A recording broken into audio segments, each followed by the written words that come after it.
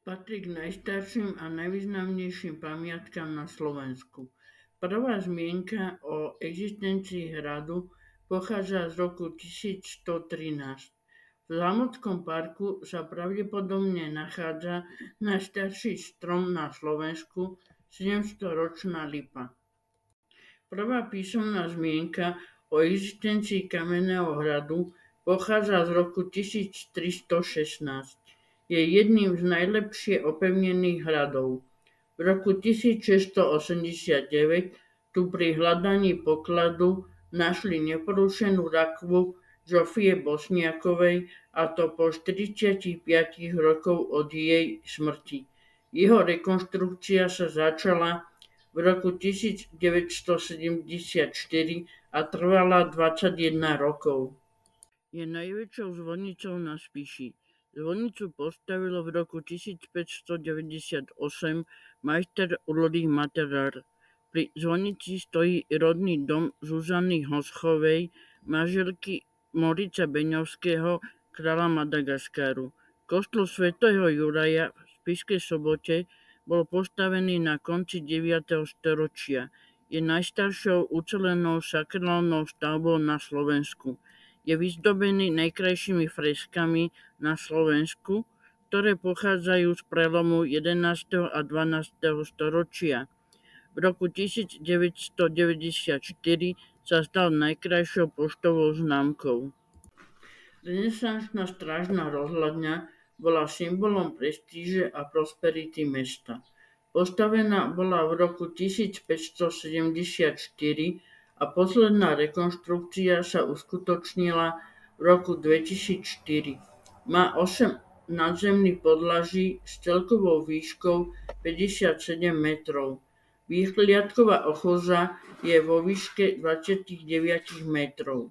Najvýznamnejšími prvkami sú kruhový relief so symbolikou Krista z roku 1818, slnečné hodiny z roku 1574 a dva zvony z roku 1692. Zhrubový dom typickej drevenej architektúry v horských oblastiach. Je postavený na vysokej kamennej podmurovke kvôli prudkému svahu. Má typickú šindlovú sedlovú strechu s lomeným ostreším. Stavba je z trámov, ktoré sú umietnuté hlinou, natreté vápnom a malované.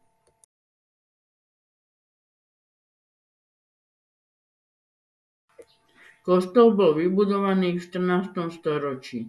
Opevnenie kostola bolo vybudované v 17. storočí a v roku 1808 bola postavená väža. Interiéri severnej steny lode je zabudovaný náhrobný kameň rodu Sentívániovcov z prvej polovice 16.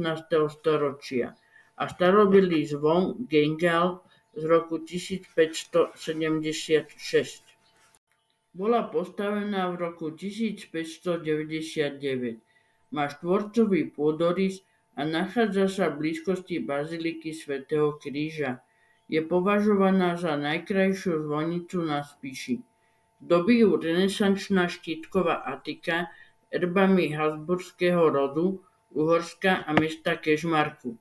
Vo vnútri sú na drevenej konštrukcii zavesené 3 zvony. Najstarší z nich pochádza z roku 1525. Postavená bola v rokoch 1340 až 1380. Je ukážkou vrcholnej gotiky na Slovensku.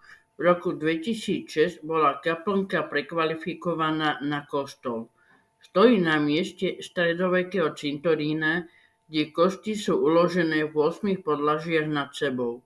Povráva sa, že práve preto je južná strana kaplnky geopatogénnou zónou a nerada sa tam zdržiavať.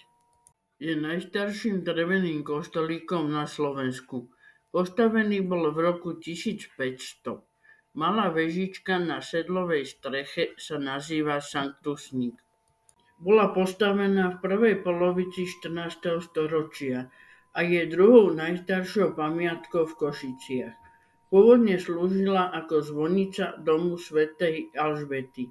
Zvon Urban ohlasoval čas požiaru alebo povodne.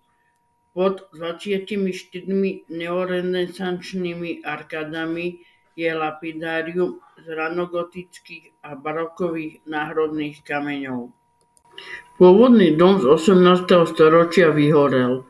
Jeho replika bola postavená v roku 1924. Jej rekonštrukcia bola realizovaná v rokoch 1966 až 2011. Celú plochu vonkajšieho zrubu pokrýva ornamentálna vápenná výzdoba.